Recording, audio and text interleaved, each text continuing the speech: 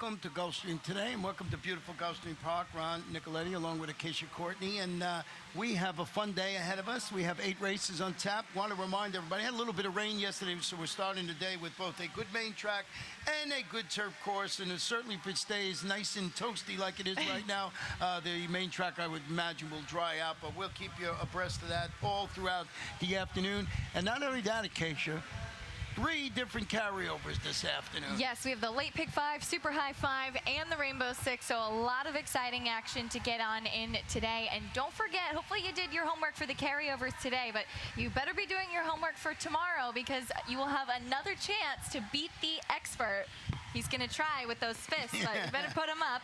Last week, we had one person that picked more winners than I did, so you have another chance tomorrow. Head on over to facebook.com/GulfstreamPark, and don't forget to use hashtag #BeatTheExpert to let us know that you're playing. Pick more winners on the card than me for the 8 races tomorrow. And if you do that, you get a really nice polo shirt. I called it a T-shirt last week. You got in trouble. It's a polo shirt, the whole collar. Plus the bragging rights. Plus the bragging rights, which is most important. Now let's show you our menu for today. And as we mentioned, we're starting it right off with the super high 5, rolling super high 5s throughout the day. Anytime we have 7 horses or more, $3,500 plus in that pool.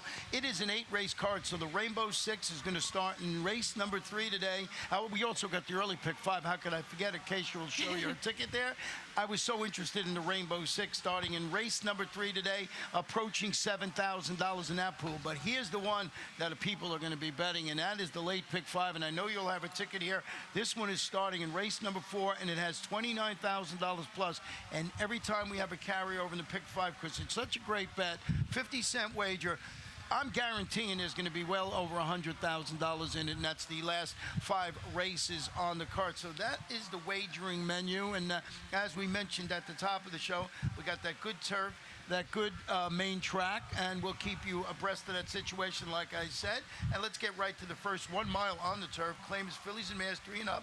Non-winners of 2 races in life, and we have a clean slate with no scratches or jockey changes to report. And Acacia, the current favorite up there is the number 1 horse. Yes, the number 1, ZR Destiny, and that's one of the horses that I used on my early pick 5 ticket, so we'll give you a little peek at that. $48 to start the day. My single came in the final leg of the pick 5. That's with a horse that's actually even money on the morning line. A little bit surprising there, but I thought a pretty good bet. Insurance Premium, the 2 horse in race number 5. So we'll see what kind of price we get that. Hopefully we make it to the last leg. Trying to cash in on that Insurance Premium. I see what you did there. Pretty corny, actually. But 4 deep in here. So as we mentioned, the early pick 5 starts in race number 1, and CR Destiny is turning back to a mile today and departing from the rail after going up and setting the pace. Weakened in that race, finished 3rd against the same caliber competition, going a mile in the 16th. Trainer is Safi Joseph Jr. Got it right this time. MCL Jaramillo handling the usually fruitful 3rd start back from a layoff. Absolutely, and I really thought that she was positioned well last time out. I thought that she might be able to win, and in fact 2 starts back as well, so she's been the favorite the last 2, so that's a little bit of a question, but I think that cutting back to the mile again will be beneficial for her. You mentioned that she had weakened a bit last time at the mile and 16th, and I think just that little bit less distance might be beneficial, and hopefully she'll get to the winner's circle this time. And if you follow the wagering very, very early in the sequence with over 53 minutes to play, she's the current favorite up there. The horse she used in second was the number 3, and that is Sophia's Pride, Eddie Castro in the saddle, and we'll see how this horse fits in your plans. Yeah, this horse has been keeping some really good form on turf, and I liked her because in the past couple of starts off that layoff, the 1 ZR Destiny has been showing quite a bit of early speed. The 3 Sophia's Pride has some nice stalking ability. She came last time off of about a 5-month layoff. Her last start prior to that had been on the dirt in December,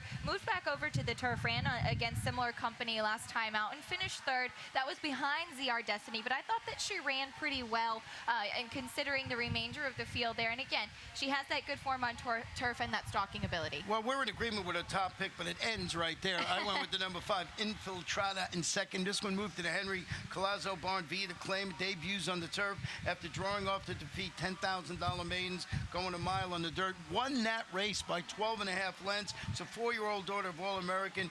going to certainly get the acid test today in the first start against winners. But I was just so impressed with that performance. Not facing any world beaters here, but she's going to do two things she hasn't done in the past. She's got to beat winners, and she's going to try the turf. So there's a couple of questions there. She's currently 9-1 on the board. Now, the horse she used in third was the number 6, Hard to Picture. Hard to picture, and I want to go back and actually show her most recent start to demonstrate what I liked about this horse. She ended up winning and getting the photo. You'll see she's the number 3 right here, and I thought that she finished up very nicely in this race. She actually brushed a little bit towards the start, but she was dueling here with the 8-5 favorite Zips Legacy, who's running a little bit later today on the card as well. And you can see a little bit of brushing going on there, but she came up along the rail, and then the 10 horse came up with her, and this is where the duel is coming on. She managed to hold on very, very gamely to get that photo finish there, won by just a little bit, and I thought that was a very game performance from her. And I thought it was the jockey did the right thing, saved all the ground on the inside. I think if that horse doesn't duck to the inside like you just showed, the 10 horse gets the photo. We're going to show that race again a little later on from a different angle, right. So it should be there. Now, the horse I had in third was a horse called First Dixie, and that is the number 7 horse today. This one moves to the Larry Bates barn. I want to go back and show you this horse's last performance last time out. You know, gets bumped back at the start, so you're going to see it right here. She's the 2 horse in this race, and she just gets bumped back, and it'll come out right at the start. You'll see just gets in a little trouble here and goes all the way back. It's got to move back. Of course, there's certain positioning. She's almost last in the race. Now we're going to switch to the top of the top of the stretch home, and she gets through on the inside, and I thought, you know, after that start that she was going to have a tough time to win it, and she just keeps coming and coming and coming, and I thought this was a really nice performance from this horse this particular day, and you just see she never gives up. She saves all the ground and comes up and wins impressively, so she overcame the tough start, got knocked back a little bit, so off that performance threw on the ticket. So lots of different ways to go in race number 1 this afternoon. We're in agreement with the 1 horse, and as I mentioned, from there on we go our own separate ways. Let's keep on the turf for race number 2, 1 mile and 1/16. Claim is 3 and up. Non-winners of 3 in life or a turf race since December 9th. They run for a $16,000 tag. Scratch the main track only. Participant number 7, Maritime Pulpit. And we both like a horse today, and that is the number 6, Acknowledge. 8-1 in the morning line, and we both have it right on top. Tell me why. Yeah, I really like this horse a lot. Has quite a bit of speed from the outside as well. Stretched out to the mile and a 16th last time out and won. That was actually his 2nd win in a row, so he's looking to make it 3 in a row today. Had won 7.5, 2 back.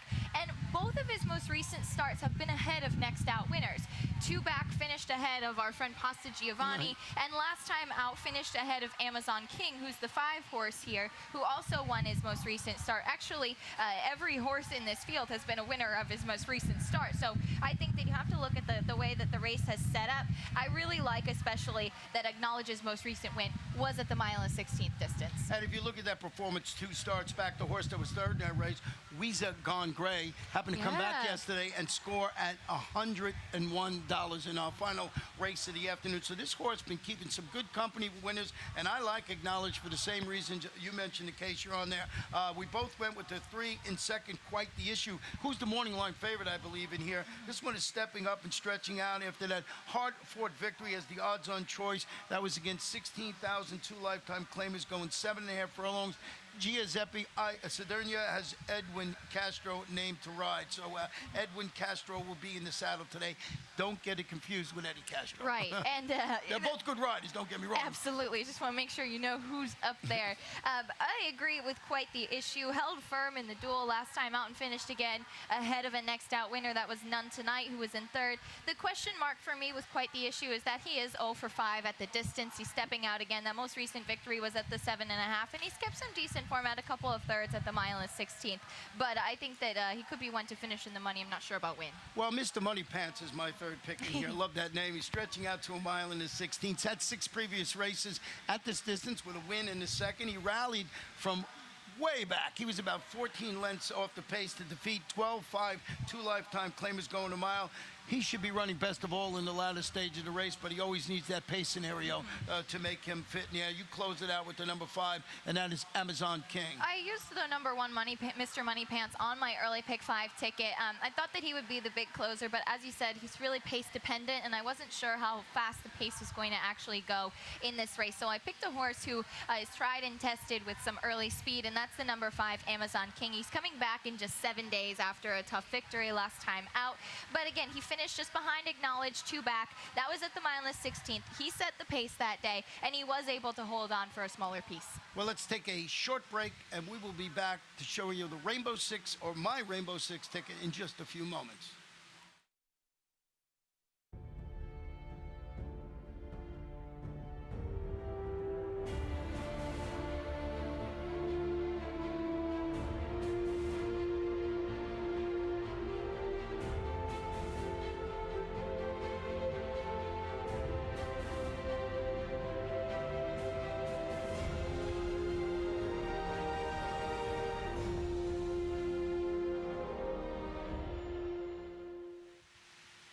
Welcome back for race number 3. 7.5 furlongs on the turf. Maiden claim is 3 and up. $12,500.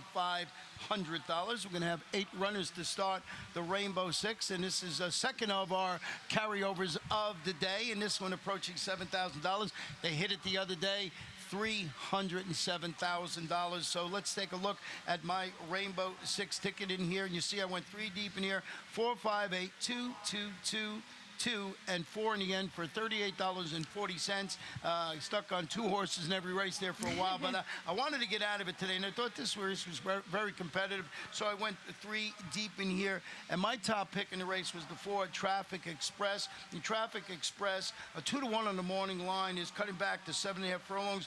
I thought a couple of well-meant second-place finishes against this level of competition, going a mile and a 16th. Enrique Sanchez, MCL Jaramillo, trying to get this sophomore. Once again, the concern's been stuck in second gear for a while. Well, I showed actually the video of this race yesterday with Little Fool, the horse that finished 3rd with that really tight photo finish. Traffic Express was along the rail, had been showing some speed and leading throughout, managed to hold on very, very gamely to get that second place finish in that race, and I thought it was a superb performance. That was the first start with blinkers in a while. They're going to keep the blinkers, and Emicel Jaramillo is going to stay aboard. Cutting back in distance a bit, I think all of the things are going to come together in a good way for Traffic Express. Well, we both used the number 5 in here, and that is Daddy Duke, who's dropping to this 12-5 level, adding blinkers this afternoon after making that middle move, yielding late to finish 4th. It was against 16 maidens going 7.5 furlongs. It is Kathleen O'Connell, Eduardo Nunez in the saddle. Yeah, I want to give a quick stat on trainer Kathleen O'Connell for adding first-time blinkers with maidens on the turf in the past 5 years. She's 7 for 47, so about 15% win, 32% of the time in the money, and a positive ROI of 232. So she's had some good success with this kind of move. Maidens on the turf with the addition of blinkers. This one's going to try blinkers for the first time. I closed it out in here with the number 8, Rantos Society, who's making the 3rd start of his current form cycle. After stalking the pace, he faded to finish 6th, but it was behind a repeat winner. And my second race choice, our second race choice, Acknowledged. And next out winner, who else? Pasta Giovanni. And, so everybody seems to be coming out of these races, going off that performance. I think this horse, if Acknowledged wins, we're giving you a little bit of homework. You're going to might have to use this horse on your ticket. Yeah, keep an eye on those results today. I ended up going with the number 3, Famoso, who's 8-to-1 on the morning line, cutting back in distance again. It stretched out last time to the mile and a 16th, 12-5 level. If you go back, the last time that he ran the 7.5 on the turf, that was about the second race off a bit of a layoff, and it was also moving dirt to turf. Just carried it really, really wide on the first turn, just had absolutely no chance to run. And then he came out of that same race where there was that tight photo finish with Traffic Express getting second there. But I thought that Famoso had a pretty decent performance in that race, considering everything that he'd had to deal with prior to that, and the 7.5 should suit him. And once again, that starts the Rainbow 6 this afternoon. And as we said, do a little homework before you put your ticket in. You'll have time to set it up. Race number 4, 7.5 furlongs on the turf. Maiden claim is 3 and up, $12,500. And we do have, this one is 6 furlongs. Forgot to turn the page. 6 furlongs. Claim is fillies and mares, 3-year-olds and up. Non-winners of 3 races in life. or 3-year-olds. We do have some scratches in this race of the 1 Rosa Mystica, number 7 Andriana's Dream, and number 8 Glass of Wine. And this is where we're going to start the late pick 4. And as we mentioned, nice carryover of almost $30,000 in that pool. Yes, a nice carryover in the late pick 5, so we'll give you a quick peek at my ticket. This one I went $40.50. I was able to find another single, but that one came in race number 6 with Baby Antonella, so we'll get there in a little bit. The rest of the races I went 3 deep. I thought pretty wide open. And in here with the scratches, sometimes you just never really know what's going to happen. And of course, you know, I was a little bit bummed to see my girl Glass of Wine out. Yeah, I had picked that one on top. I actually lost 2 of my 3 selections in here, so I had to go back and do some reworking. It looks like we ended up with the same 3 horses to start our late pick 5 ticket. And the horse I kept on top and you were scratched into after Glass of Wine was Picanisa, and this one is turning back to 3/4 of a mile after vying for lead, got beat a neck against this level of competitions, going 6.5. Jose Garofalo is the trainer, and he's got apprentice John Cruz in the saddle. And I thought with the scratch in this race, this one was the logical choice. And this horse hasn't found the winner's circle in quite a while, 2 for 25, and it hasn't won a race in the past year and a half or so, and but does have a win at this distance. Turning back to the 6 furlongs, I think, should be beneficial. A respect for the connections, and I thought that near miss last time out, the 6.5, was definitely a good performance to prepare to come into this race. Yeah, and I think the scratch of both the 7 and 8 really helps this horse this afternoon. We both used number 2 Coco's Cat in second. This one moved to the Gustavo Delgado barn via claim. Makes his first start since broke outward at the start last time out. Pressed the pace. He retreated in that race to finish 4th against this level of competition that was going 7/8 of a mile, and it was back on March 20th. It wasn't a bad performance. Had a little bit of trouble at the start, and respect the connections. I think this horse will have a shot in there. 10-1 in the morning line. Of course, you're not going to get that with these significant scratches in this race. Absolutely, and this horse has shown some early speed in the past as well. There are some gaps in the races that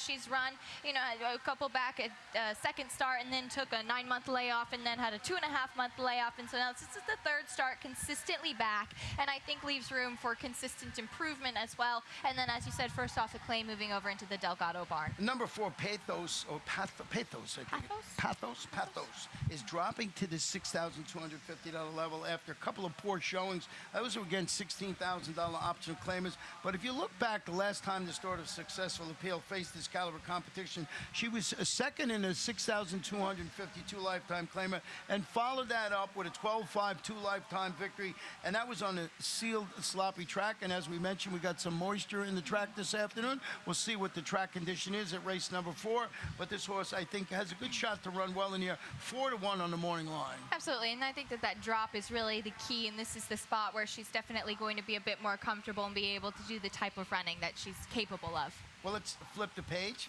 Race 5, 6.5 furlongs, claimers, 3 and up, non-winners of 2 races in life, $12,500. Scratch the number 4 horse in here, Bobby's Lucky 7, and this is where you had your single, and I can't blame you for singling this horse. He looks like the one to beat in here, and that's number 2, Insurance Premium. Yeah, I singled in the early pick 5 and then had a different single in the late pick 5, so went a little bit deeper here. So that's the beauty of having those 2 races, or those 2 wagering options, so you can find a single in different spots. But this horse definitely looks to be the one to beat. As I said, alluded to earlier, even money on the morning line, but just been working really nicely coming into this race. First start in the barn of Angel Rodriguez, off of about a 2-month freshening, a $150,000 4-year-old gelded son of Street Boss. Yeah, then, this one, really walloped that field of $35,000 maidens going 7 furlongs. That was on a good track here right on April 3rd. You mentioned the connections, Angel Rodriguez,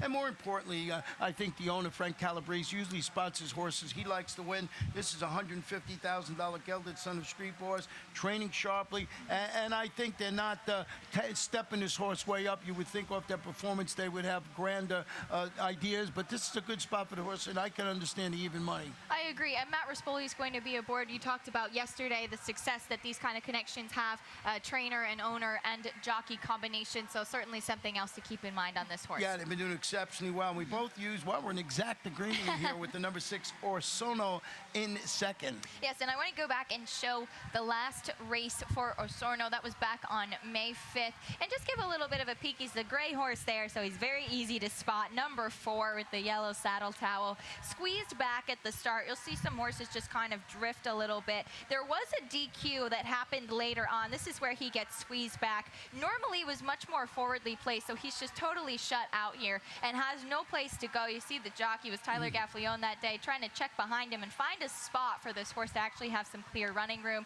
Even with all that, he managed to come through and changing tactics, unwillingly changing tactics, finish third. As I said, there was a DQ later on. He wasn't affected by that, but he did have that little squeeze out at the start. Yeah, and he did get placed up to second, but as you mentioned, for another infraction in the race. Ralph Nix, I think, spots this gelding where he merits major consideration. You know, the 2-horse insurance premium, if this horse doesn't do it, this looks like the logical one to pick up the pieces. And we both used the number 3, Starship Apache, in third. Yeah, this horse has been very consistently in the money a past couple of starts. Second by just 2 lengths as the beaten favorite last time out, and then second as a neck prior to that. That was both at the 12-5 level, and I think that this is another spot where he might be in the middle of the action. Well, let's flip the page. Go to race number 6, 6 furlongs. These are maiden claimers, fillies and mares, 3-year-olds and up, $10,000. 1 jockey change and 1 scratch to report. The jockey change comes on number 3, make the rider Lane Luzzy, riding this race without the apprentice allowance because he had a journeyman on that's not riding today, so he will ride without the apprentice allowance. And also scratch the number 9, Aroma Blue, and Baby Antonella, if I remember correctly, was a single somewhere else on your team. Yes, this was my late pick 5 single. This horse has some really nice closing ability where there look to be a couple other horses in here that might go out towards the front. Finished a very solid second last time out, beaten by just 2 lengths against $10,000 maidens. Yeah, he's stretching out today to 3/4 of a mile, I should say. She is stretching out to 3/4 mile. She returned from the 9-week freshening. She finished second at race you were alluding to. That was going 5.5. Jose Garofalo has apprentice John Cruz handling the inside post this afternoon. The horse, we're in agreement again here with the number 8. This never happens. It really doesn't happen that often. Number 8, Gold City is eligible to show more. She rallied from off the face. She finished 4th behind similar quality the last time out. Another one that might be a little pace dependent. Yeah, and her most disappointing start out of the past 3, I think you can put a scratch through her debut. A lot of first-time starters just use it as a learning race. But 2 starts back, you see that she was beaten by more than 23 lengths. And the comment is that she was fractious in the gate and just didn't get a good start. And it was at a longer stretch of distance. I think that this is where she feels comfortable and where she can definitely improve. Well, the horse we have in third, Stacy's Reflection, is a 0 for 26 maiden. You give it one more try after opening and then surrendering that 2-length lead when finishing second at this level and distance last time out. Doesn't look like it wants to get its picture taken, but certainly runs well at this level. Yeah, for sure. And this is a horse that's sometimes up there in the money. The last 2 starts have been seconds. And I think that this might be one to show a little bit of that speed that I was commenting on to set it up for Baby Antonella. Well, let's go to race number 7 this afternoon. This one is 7.5 furlongs on the turf. It's an allowance optional claimer for state-bred fillies and mares, 3-year-olds and up. That level is $12,500. Scratch the number 7 horse in here, Ghost of Anapna. And I went with the number 4 horse in here. And this one is my best bet of the day, so I will take center stage here. Tell you why I like this one. Hola Charlotte is dropping into the state-bred 12-5 optional claimer and debuting on the turf. I thought this horse had a really couple of solid performances sprinting on the dirt during the championship meet. Angel Penna Jr. This is a $95,000 daughter of Adios Charlie. And what I like about this horse, if you look at the bottom of her past performances, this horse has been working well on the turf up at Palm Meadows, and I think this horse classes up beautifully in here. I don't know what she is on the morning line, 6-1 on the morning line.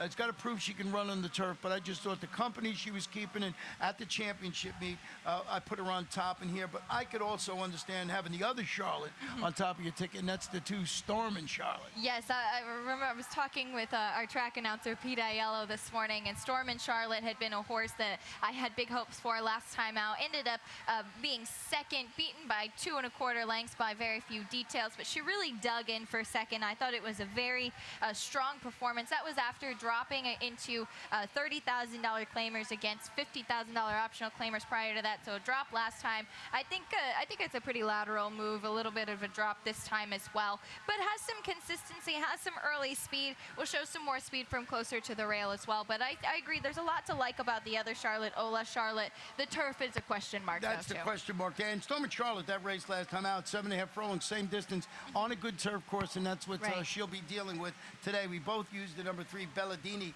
This one of my favorite angles in here, the only 5-time winner in the field with 4 victories on the turf. Fits these conditions very well. Try and make it 2 in a row after dueling throughout and holding on gamely to defeat $12,500 open claimers at this distance. This horse knows its way to the winner's circle. Yeah, and does have that win at this distance, 7.5 last time out. As you mentioned, that was the second start in the Milton Wolfson barn, and I think that she has the ability to continue on with that momentum. Yeah, and as we mentioned, a 5-time winner against horses, all looking for second win or third win. So fits nicely in race number 7. Our final race this afternoon is 1 mile on the turf, maiden claimers, fillies and mares 3 and up, $16,000. Scratch the 1 Circuit, and also scratch number 12 Magic 2.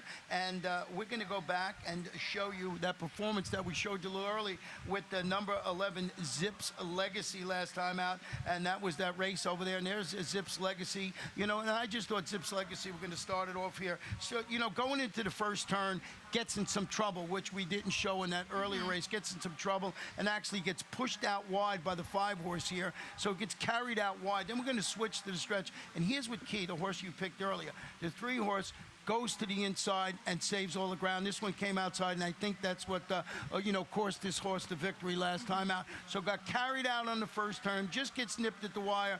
Good ride by the jock on the 3-horse to beat the 10, but I think this is a logical contender in the nightcap. Yeah. And once again, that 3-horse was hard to picture earlier in the card, so some more homework for you. Keep an eye on how hard to picture runs for the early half of the early pick 5, and then you'll be able to maybe have a little bit of a better idea what to expect from Zips Legacy in the later pick 5. I want to give you a stat on trainer Mark Cassie. With horses going sprint to route in maiden claiming races, this horse is stretching out now to the mile.